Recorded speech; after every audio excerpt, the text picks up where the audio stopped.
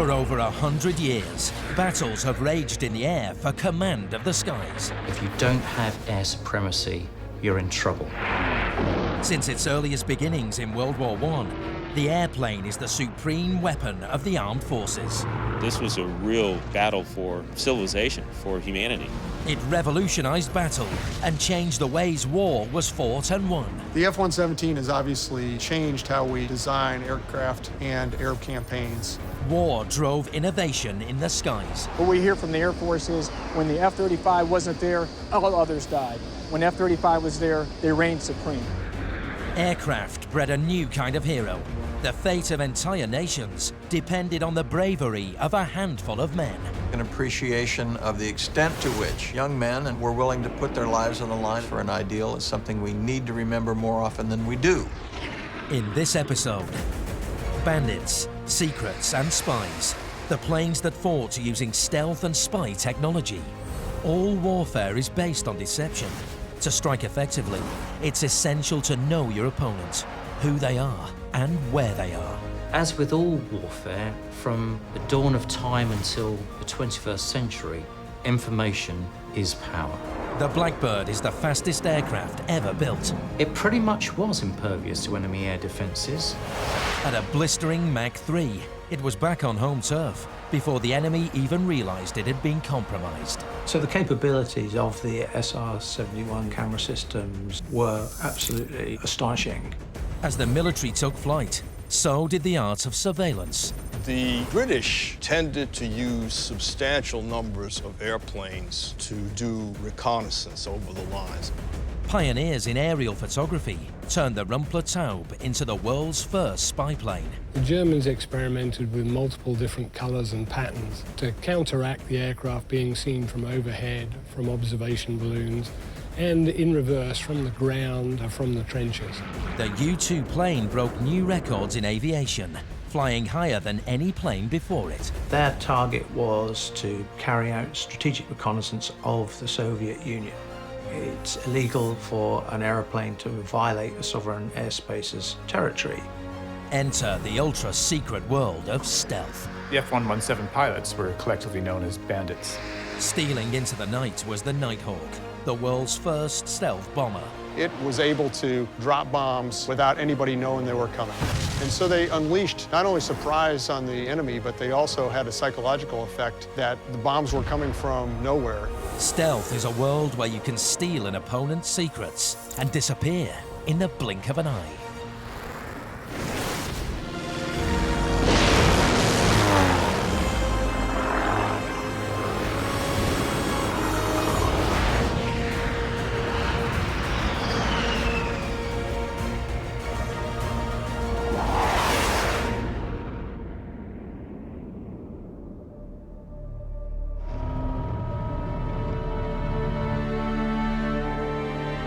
It's the 1950s. Tensions are running high as the Cold War between America and the Soviet Union deepens. Both sides knew little about each other's nuclear capability. Ignorance fueled paranoia. The Soviet Union was 8.5 million square miles, so it's a vast area, very difficult to gain information. And so before satellites, that was extremely difficult to collect information. Espionage intensified. Spies were pitted against spies. The Soviet Union operated behind a wall of secrecy and isolated itself from the rest of the world. They called it the Iron Curtain. The Soviet Union was still a big unknown. Were the Soviets developing strategic bombers that could reach the US and deliver a nuclear weapon? But this was 1953. And the US had no aircraft capable of gathering the vitally needed intelligence. So a little-known British bomber was pressed into service. It is the original high-altitude spy plane. Before the U-2 ever came off the drawing boards, the CIA went to the British and asked them if they couldn't get this Canberra to fly higher than the current flight that was doing 50,000 feet or so. The English Electric Canberra first flew in May 1949. And it was so successful, they increased the wingspan quite dramatically, which enabled it to get much, much higher in order to conduct reconnaissance missions over denied territory. So the British modified it by putting Rolls-Royce Avon Mark 109s in it, and we're surprised to find out it would do 65,000 feet. Codenamed Project Robin, the English Electric Canberra's mission was to overfly Russia's Kapustin Yar missile range. In those days, they didn't know what the Russian ballistic missiles could do, and they needed to know, what kind of progress they had made. They needed photographs of them. It was equipped with cameras and therefore gathered in the main photographic intelligence, and it also had a variety of recorders on board to gather electronic intelligence. The mission objectives were just to take pictures of the launch area and the rockets that were on the launch area. This is the aircraft that flew that mission. Larry Champion was part of the Canberra's aircrew. We used to fly with formation, for example. We would fly here and the bad guys would fly here. They'd try to shoot us down and they would come up like so and stall out. Those who knew aircraft know what stalling is. But we were relatively safe at 65,000 feet. Russia and America engaged in a deadly nuclear arms race, each building up stocks of intercontinental ballistic missiles to strike at a moment's notice. The concept of mutually assured destruction maintained a precarious peace between both sides. But maintaining a fragile truce depended on good intel. The intelligence was most important to keep the mutual assured destruction was the colloquialism of the day, and that was the idea that we knew that what they had, they knew what we had, and therefore the Cold War stayed cold, yes. Canberra's missions were flown by the RAF. America needed its own aircraft. In 1954, President Eisenhower approved the ultra-secret project, the U-2. It was the kind of thing that the US kept wraps on, particularly because it was going to be ideally penetrating Soviet airspace. They didn't admit to its existence. It was a covert operation for good reason. As you probably know, it's illegal for an aeroplane to violate a sovereign airspace's territory. Development of the U-2 became a CIA project led by Agency Chief Richard M. Bissell Jr. The U-2 was designed to fly over the Soviet Union and to not be detected. And to do that, it had to fly very high, higher than any airplane had previously flown.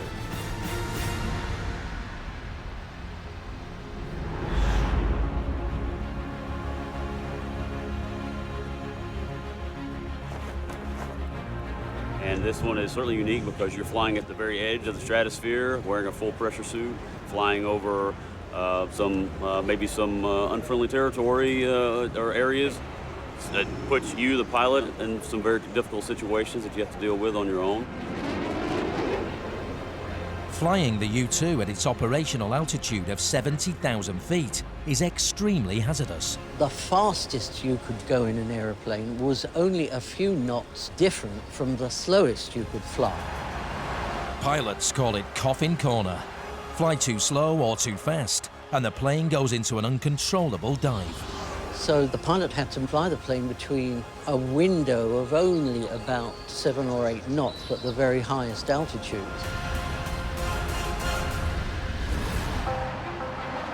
The U-2 boasted a new large format camera, measuring 15 feet long by 13 inches in diameter.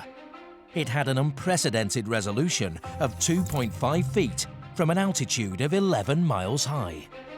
All of our imagery is rated on a national scale, so it can be compared to something maybe a satellite can see. Despite the need for vital military intelligence, President Eisenhower became concerned that overflights of the Soviet Union might cause a war. He knew what a provocation these flights were, and although he was an ex-military man himself, he was a very careful president. The CIA reassured the president that Soviet radar could not track high-altitude U-2 flights. In 1956, President Eisenhower gave the CIA permission to fly for 10 days, and they could launch as many flights as they liked at that time. But the big surprise and the big disappointment was that the Soviets tracked those flights. They identified them on radar.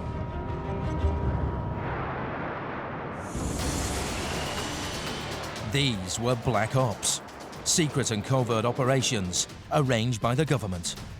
So if the plane was shot down, the CIA took steps to ensure that the pilots couldn't be taken alive. When the U-2 first started flying over the Soviet Union in 1956, the pilots were given a means to commit suicide in the form of cyanide pills. They faced a stark choice: capture or suicide. Legend has it that one of the pilots who took out sweets with him nearly mistook the suicide pill for one of his candies. But it really is a legend because the U-2 pilots were encased in a pressure suit and a pressure helmet. The CIA took steps to make sure there were no mistakes. The CIA later changed from the pills to a rather clever disguised cyanide-tipped needle and hiding it inside a silver dollar because they just simply thought the Russians would not discover that, whereas they might have discovered the suicide pills.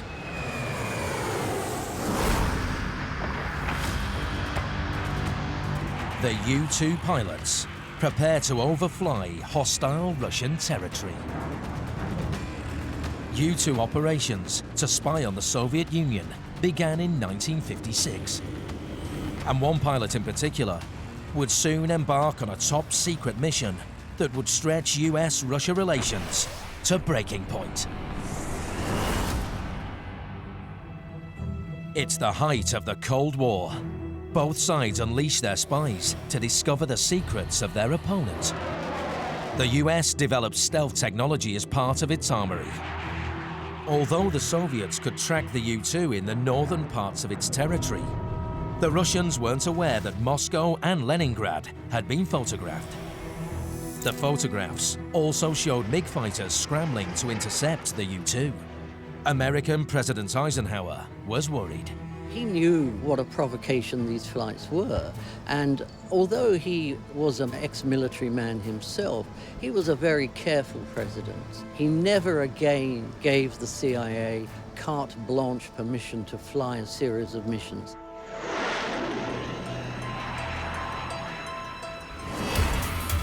By the end of the 1950s, tensions reached breaking point between the US and Soviet Russia. Cold War rhetoric threatened nuclear war. Russian Premier Nikita Khrushchev boasted that a Soviet missile could deliver a 5-megaton warhead 8,000 miles away. America needed to know the facts. Could they launch intercontinental ballistic missiles from their own territory over the pole and onto US targets? Even though the CIA knew that the Soviets could spot the American U-2 planes on their radar, the missions continued. They knew that they could still outfly the missiles, i.e. the altitude of the U-2 was sufficient that the Soviet surface-to-air missiles couldn't quite reach them. So they were still able to fly this aircraft without being intercepted. Even if the Soviets could actually detect them, they weren't able to do anything about it.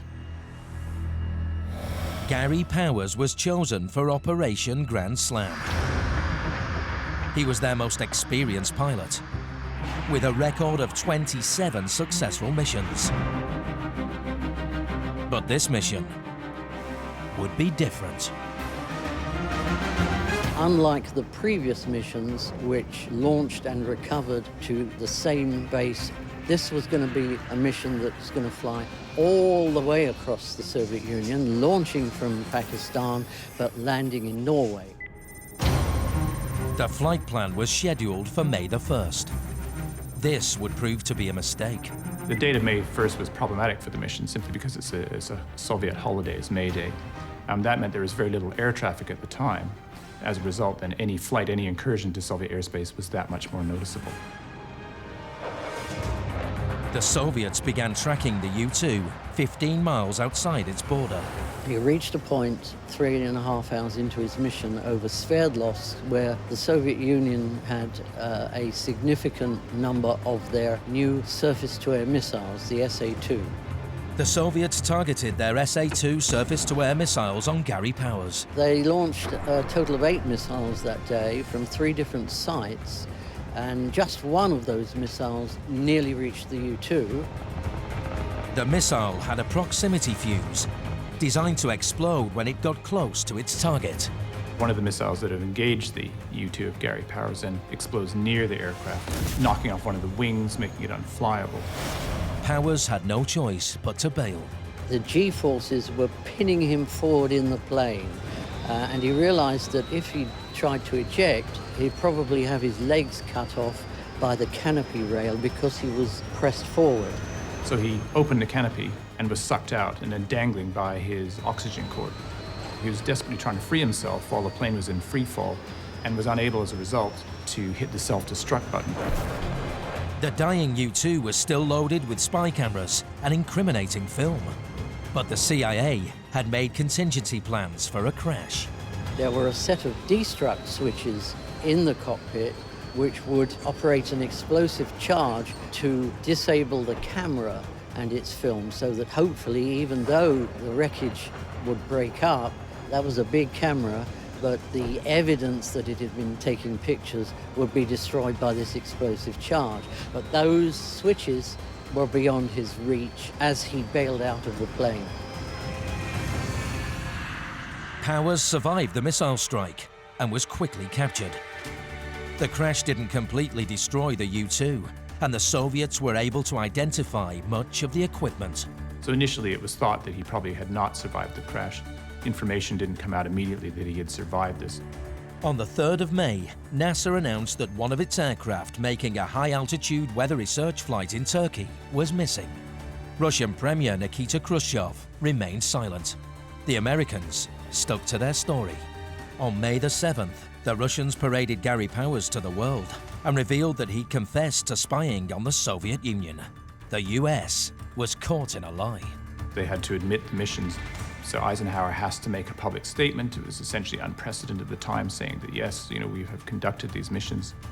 Premier Khrushchev had no hesitation in exposing America's spy operation to the world's press. They wanted to put him on trial, a show trial, all part of Khrushchev's big propaganda effort to exploit this incident for all it was worth. Gary Powers' trial began on the 17th of August 1960. He apologized to the Soviets and was sentenced to 3 years in prison. Just 2 years later, on the 10th of February 1962, as part of a deal, the Soviets handed him over at Glienka Bridge between West Berlin and Potsdam, Germany. More than 50 years after its first flight, the U-2 remains in frontline service. The U-2 designed in the 50s, first flight in 1955. Certainly not the same aircraft that our grandfathers would have flown. This one's now the S model.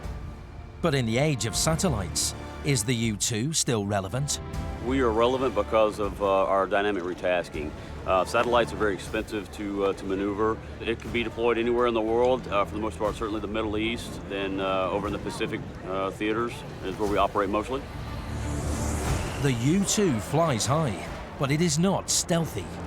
To combat modern radar systems, covert operations demand stealth aircraft. Return to stealth as much as possible to try and gain that information.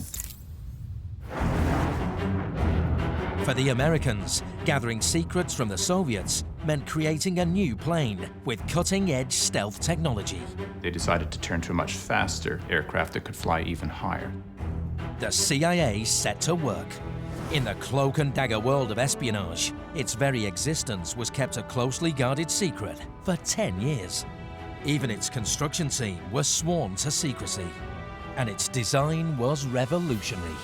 They developed the first modern stealth plane, the Lockheed Martin A-12. The A-12 is really one of the benchmarks of early stealth technology. So it was very important at the time to fly really high, really fast, but to have a really reduced radar cross-section.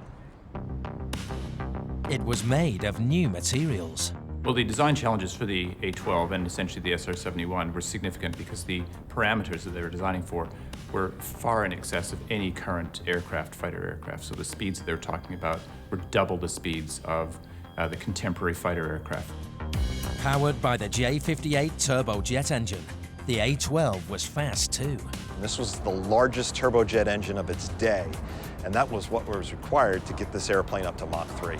And it was designed to be able to use its afterburner for significant periods where most fighter aircraft had maybe a minute on afterburner at maximum speed. Some people say it's as fast as a bullet, but 3 times the speed of sound. over 2,000 miles an hour is pretty quick. The A-12 was fitted with the latest surveillance technology. Well, the big thing for the A-12 was the cameras it carried. There was 3 different types of cameras used, and they were able to capture swaths of land between 40 miles wide and almost 70 miles wide with a resolution down to 12 inches from 70,000 feet. So it was quite remarkable cameras that were used and carried by this airplane.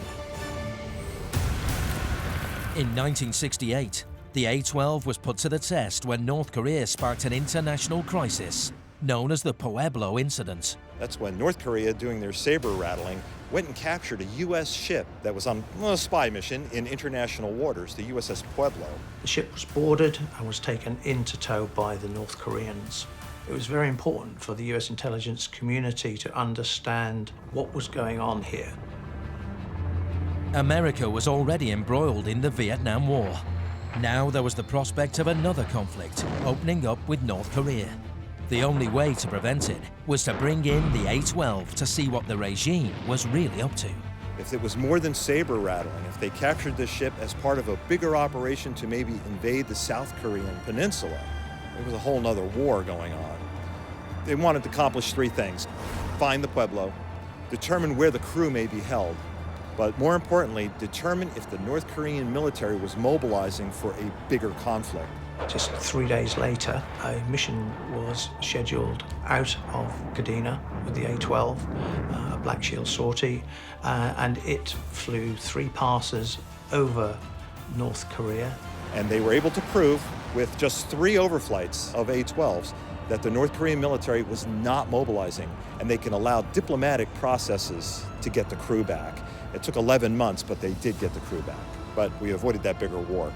It proved the technology. It proved that triple sonic reconnaissance worked. I would say that the A-12 not only changed the course of history in that area, but maybe prevented a larger war. And once you're dealing with the North Koreans, you're dealing with the Chinese. So if we had gone off a little half-cocked with the North Koreans during the Pueblo incident and maybe attacked them, things might be very, very different today and not very good.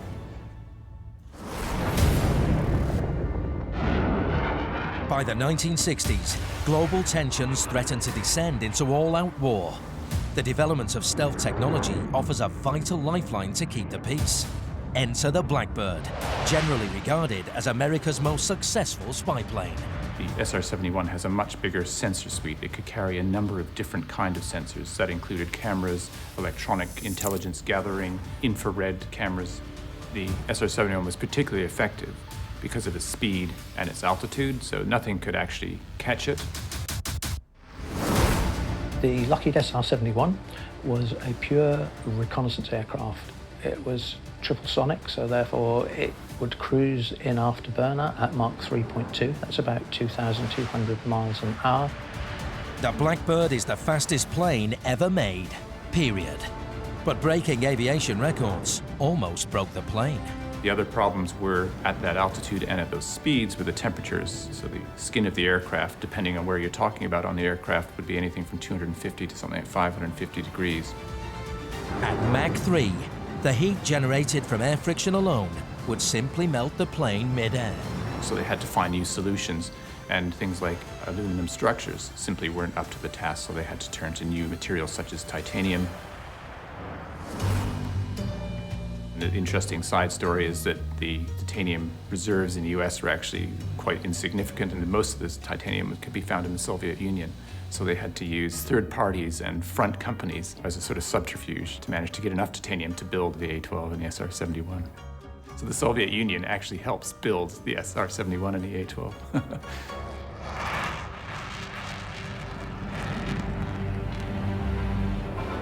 The SR-71 flew on the edge of space at a record-breaking altitude of 85,000 feet. From 15 miles high, the Blackbird's camera photographed targets in astonishing detail. Jim Shelton was one of the first pilots to fly the Blackbird SR-71. One of the photos that I specifically remember was a young boy, and you could see his leg. He's playing soccer in North Vietnam, and his leg is up, and the ball is just coming off of his leg. The capabilities of the SR-71 camera systems were absolutely astonishing. It was the perfect spy in the sky. Stealthy, secret, and quick. The SR-71 is a 35-mile-a-minute aircraft. You don't have to worry about being shot down with a surface-to-air missile. The Blackbird could go where no other plane would dare fly. It was an aircraft that could fly over heavily defended areas, and that's why it was selected to go ahead and fly the Yom Kippur missions in 1973. October the 6th, 1973. The simmering tension between Egypt and Israel boils into all-out war. Soviet-backed Egypt and Syria attack Israel and invade the tiny state. The Middle East was the new front line in the Cold War. US-backed Israel vigorously defends itself against overwhelming odds. An Israeli defeat could lead to global nuclear conflict. The Soviets launch Cosmos 5, a spy satellite bringing them immediate intelligence from the battlefront, putting them ahead of the US. The United States could not spare a satellite to put into orbit over that battlefield area. So instead they called upon the services of the SR-71. The mission was called Operation Giant Reach. Operation Giant Reach was an SR-71 mission over the Middle East during the 1973 war, and it was essentially to survey the area and see what the Israelis and the Arab forces, how they were configured and whether they were living up to some of the agreements they'd made in order to help broker a peace. The original flight plan was just over 8 hours, which allowed the SR-71 to stop over in England to refuel and the crew to rest. But the British government had other ideas. And the British said, you can't land here. We don't want to support anything going on in the Middle East because we rely so heavily on the Middle East oil. So instead of an 8.5-hour mission, we turned into an 11-hour and 20-minute mission flying out of New York. It would be the longest mission a Blackbird had ever flown. In the early hours of October the 12th, Jim Shelton took off from Griffiths Air Force Base in New York on his vital intelligence gathering mission. So you want to be over a target area somewhere between 11 and 1 o'clock to go ahead and get the brightest sun. Also, that allows the photo interpreters to have bits of shadows so that they can determine elevation, heights of buildings, and things of that nature. Jim Shelton's mission was top secret. Neither the Egyptians nor the Israelis knew about it. The intelligence officer said, don't be surprised if the Israelis or the Egyptians shoot at you. Undaunted, the SR-71 entered Egyptian airspace and began photographing its armed forces. Jim Shelton's navigator, Gary Coleman, alerts Jim with urgent news. So now as we're coming down the Suez, Gary tells me that the Egyptian surface-to-air missiles are tracking us.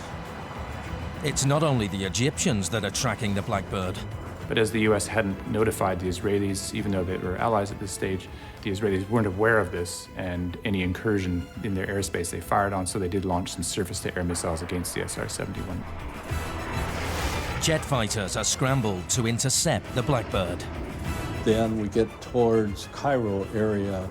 I could look down and see contrails, but I couldn't tell exactly if those were Egyptian or Israeli contrails I could see below us. But the Blackbird flew too high for the fighters to attack. Jim Shelton's crew began to photograph the region. The SR-71's nose camera can capture an entire country on film in just 1 hour on 10,500 feet of film. Its mission provided vital intelligence that quite literally changed the world. It allowed the US to broker a peace deal between Egypt and Israeli Prime Minister Golda Meir. What I had heard was that the State Department advised Golda Meir that she was further into Egypt than she was letting the rest of the world know. And of course she wanted to know how, and they said, well, we've got this photo, here's the battle line, and there's no arguing against the photo that shows troops up so far into Egypt, and she backed up a little bit there when they finally signed their negotiating treaty. In its 35-year service record, not one Blackbird SR-71 was lost, demonstrating just how far stealth ingenuity had come since its inception.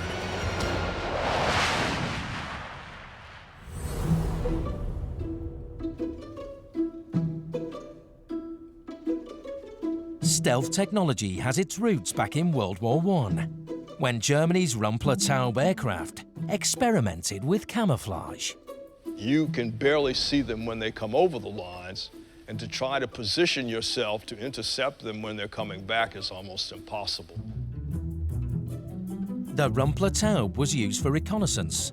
It was the first of its kind. It had a translucent fuselage, which made it very difficult for ground-based observers to detect. The early Rumpler-Taubes were very, actually flimsy aircraft, and because of the nature of the linen covering the fuselage and the wings and the tail, they're almost invisible from the ground because it's like looking right through them if the sun is shining. These reconnaissance aircraft also had an early form of stealth technology applied to their wings. It's called the lozenge camouflage. The Germans experimented with multiple different colors and patterns to counteract the aircraft being seen from overhead, from observation balloons, and in reverse from the ground, from the trenches. From the outset, aircraft proved its ability to capture vital intel through reconnaissance. In World War II, British radar technology brought even greater powers of intelligence gathering. There were stations, hundreds of stations across the coast, all the way up from Scotland, all the way down the south coast as well. What was critical about the radars was that they were able to tell that something was coming in at what height, what distance, which direction it was travelling. So it was tracking something coming through and how many were coming in. So we needed to know how many bombers were coming in, how many Messerschmitts were coming in supporting those bombers, and therefore how many fighters and which squadrons we needed to get up into the air. Both sides were in a race to develop the best radar systems. But as soon as one side gained an advantage, the other side found ways to block it. Germany had perfected a top-secret airborne radar system known as Liechtenstein, an aircraft-mounted radar that was state-of-the-art. Okay, Liechtenstein radar is a German airborne radar that's used to detect, track, and then attack Allied bombers in the Allied bomber offensive. It's the mainstay of the German night fighters, and more advanced than the kind of designs that the Allies had at the time. The struggle for dominance between Germany and Britain intensified as both sides engaged in a technological arms race. It's a constant battle between innovation in radar and stealth technology. May the 9th, 1943, on the German-occupied airfield of Aalborg, Denmark, Luftwaffe flying ace Heinrich Schmidt takes off in his Junkers with 2 other crewmen and disappears into the mist. The aircraft is one of the first 12 Junkers Ju-88 fitted with the new radar system. But Schmidt is not planning a raid. He's defecting. Pilot Heinrich Schmidt cannot reconcile his love of flying with the Luftwaffe's bombing campaign. Schmidt was very disillusioned, I think, with the German regime at the time. After a raid on the undefended Spanish town of Guernica, the pilots were taken on a visit to see the devastation they'd caused on the ground.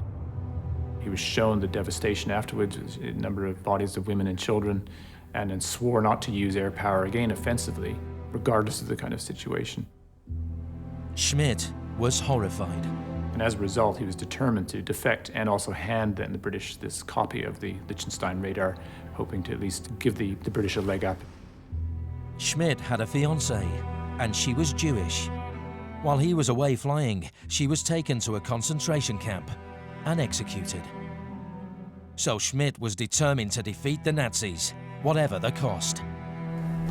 He began feeding intelligence reports to his father in Switzerland, a former German diplomat who had also rejected the Nazi cause. Helped by his father, he began to live 2 lives on the base, one as a pilot, the second as a spy. And help was close at hand. The second crew member was Paul Rosenberg. He was partly Jewish, which is quite unusual in the Luftwaffe at the time, so he was also politically motivated to defect. Schmidt's chance came when his crew was sent out on a sortie to shoot down an unarmed civilian Mosquito plane flying from Scotland to neutral Sweden. On May the 9th, 1943, they set off. They flew out towards the North Sea, keeping the aircraft below radar. A few miles from the Scottish coast, Schmidt appears on Allied radar, and 2 Spitfires are scrambled from RAF Dice. They're quickly intercepted, and Schmidt waggles his wingtips to announce their intention to surrender. Allied planes escort the Junkers back to the airfield. The prize Liechtenstein technology is handed to the Allied scientists.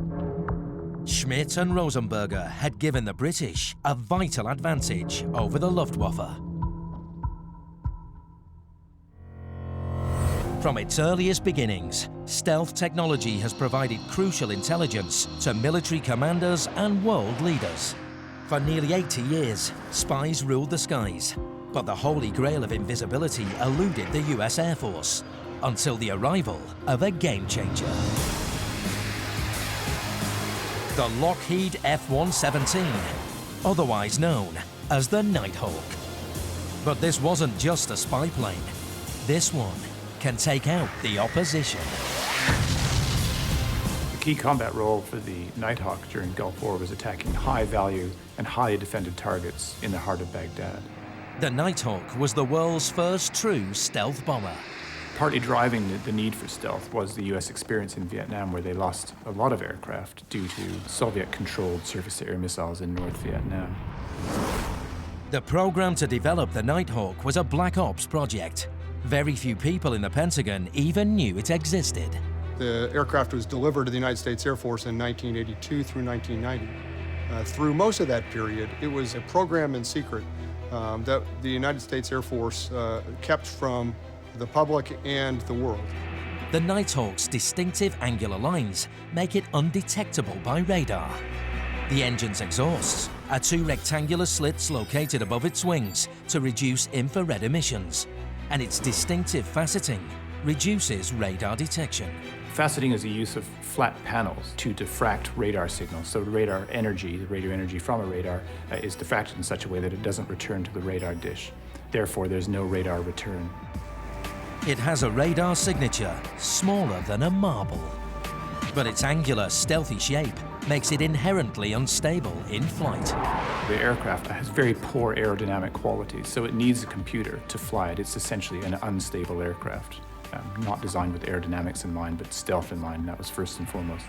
And they showed me this F-117, the stealth fighter, the first one coming down the assembly line. And I looked at that airplane, I said, it'll never fly, but it'll sure make a nice tie tack. The Nighthawk requires constant flight corrections from a computer to maintain flight. The shape of the airplane does make you think that there's a lot of ones and zeros making that thing fly, and it has 4 computers that make the thing fly. Without those computers, the airplane won't fly. The F-117 is silent, stealthy, and comes with a powerful sting in its tail. Armed with laser-guided bombs, it eliminates hardened ground targets with devastating efficiency.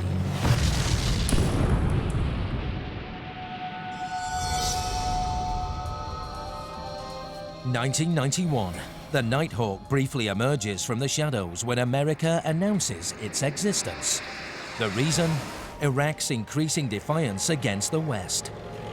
International tensions run high, but Iraq refuses to back down.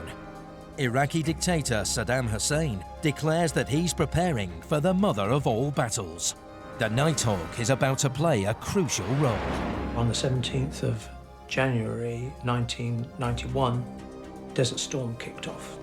America's President Bush leads an international coalition to strike Iraq. The F-117 was deployed in Operation Desert Storm primarily to attack strategic targets. This was the Nighthawk's first real test.